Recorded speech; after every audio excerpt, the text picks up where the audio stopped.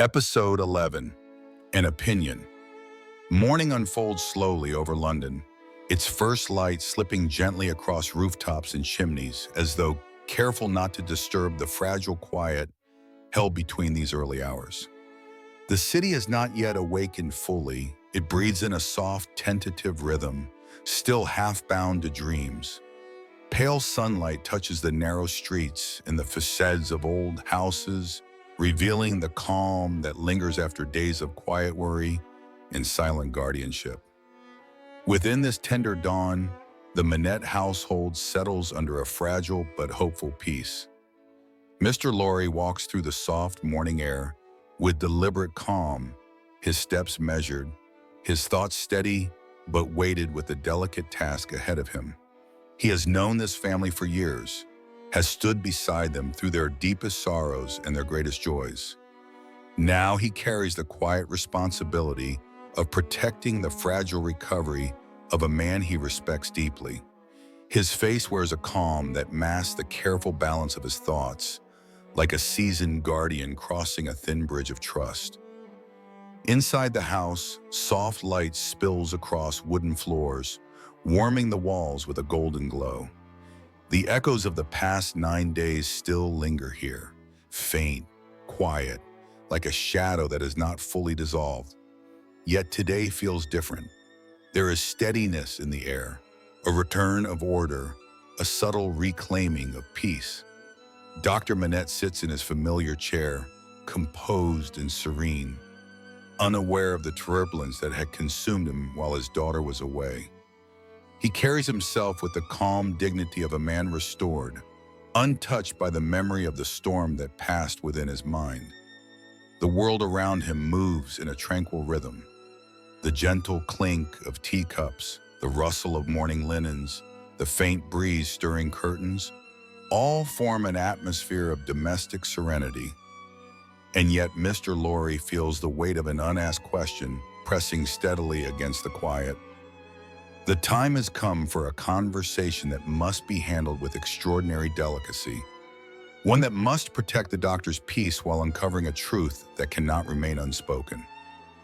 He sits beside Dr. Manette, his posture composed but softened with the warmth of friendship. The doctor greets him with a gentle nod, unaware of the purpose behind this morning visit. The sunlight lifts slowly across the doctor's face, revealing a calmness that is both reassuring and fragile. In this moment, he appears strong, grounded, stable, fully present. And yet the memory of his relapse, known only to Mr. Lorry and Miss Pross, casts a quiet shadow over the conversation that must now begin. With great care, Mr. Lorry guides their talk towards safer ground, moving gradually, gently, as though navigating a labyrinth built of glass. He frames his words as a hypothetical, an academic curiosity about someone who experienced the sudden return of old suffering. The doctor listens attentively, unaware of the mirror being held before him. His expression shifts as he considers the scenario, his mind turning inward with thoughtful precision. He speaks slowly, with the thoughtful dignity of a man who has lived through great pain and emerged wiser. He analyzes the imagined case with a calm that carries the weight of personal knowledge, though he does not yet realize the subject of their conversation is himself. He explains how deep emotional shock can sometimes reopen the doors of old wounds, how the mind, though healed on the surface, may still hold recesses that respond to sudden change with unexpected fragility. As he speaks, the sunlight grows warmer, casting a soft halo around his features. His words flow with gentle wisdom, each sentence carrying a calm rationality that stands in stark contrast to the reality of the 9 days he cannot remember. Mr. Lorry listens intently, his heart heavy, yet relieved that the doctor's insight remains intact. He watches as the doctor traces the delicate pathways of memory, trauma, and recovery with the clarity of a physician who knows suffering not only through study, but through lived experience. The conversation moves with a careful grace, one man speaking from unknowingly personal reflection, the other listening with deep respect and quiet sorrow. The room feels suspended in time, the air thick with the unspoken truth that hovers between them. And still the doctor remains unaware, protected by the gentle silence maintained by those who love him most. When Mr. Lorry brings the conversation subtly toward the question of the shoemaking tools, the doctor's expression becomes thoughtful. He speaks of them as symbols of a darker time, necessary ones, perhaps even life-saving, but ultimately dangerous if kept within reach of a man still vulnerable to the echoes of his past. He considers their presence with the calm objectivity of a man offering wise counsel to a friend, not understanding that he is deciding the fate of his own tools, his own tether to the shadows of the Bastille. He concludes with gentle certainty that the tools should not remain, that they should be destroyed or removed entirely for the safety of the individual in question. His voice remains steady, carrying a quiet compassion for the hypothetical man he believes he is advising. He does not sense the deeper meaning of his words. He simply offers the wisdom he has gained through years of healing, a wisdom that now protects him from falling again. A subtle warmth fills the room. The conversation, though delicate, has moved with the grace of two hearts aligned in purpose. Mr. Lorry feels a weight lift gently from his chest. He sees clearly that the doctor is stable, his reasoning intact, his self-possession restored. The danger has passed. The man he respects stands fully before him once more. Later in the quiet of the afternoon, Mr. Lorry and Miss Pross carry out the decision with careful hands and solemn hearts.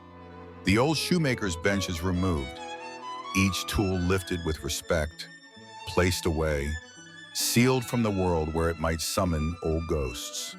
The room, once shadowed by the presence of those objects, seems brighter when they are gone, its air freer, its corners softer, as though some long-held burden has finally been lifted. Dr. Manette, unaware of the transformation taking place around him, moves through the house with calm equilibrium. His daughter will soon return, bringing with her the gentle radiance that has always lifted his spirits. He looks forward to her voice in the rooms again, to the soft footsteps that have accompanied him through years of recovery. His heart warms at the thought, untouched by the knowledge of how close he came to slipping into darkness once more. Evening descends softly, drawing long shadows across the floor, wrapping the house in a gentle embrace. The candles flicker with a quiet steadiness, their golden glow reflecting on the calm faces of those gathered within. The fear that once hung in the air has faded, replaced by an atmosphere of hope and restored stability. As the final candlelight settles into its soft rhythm, Mr. Lorry reflects on the delicate balance of human strength, how easily it may falter, how quietly it may recover. The house has weathered a storm no one will speak of aloud, and yet it stands stronger now, filled with a renewed peace. Night gathers its calmness around the home, settling upon it like a protective shawl. Dr. Manette rests, unaware of the guardians who stood beside him, unaware of the relapse that will never reach his daughter's ears. His mind sleeps in a safe harbor once more, his heart steady, his future unclouded. And so the day closes, the day of an opinion shared not as confession, but as gentle wisdom. A day that restores the fragile balance of a man shaped by suffering, held upright by love, and protected by friends whose devotion runs quiet but deep.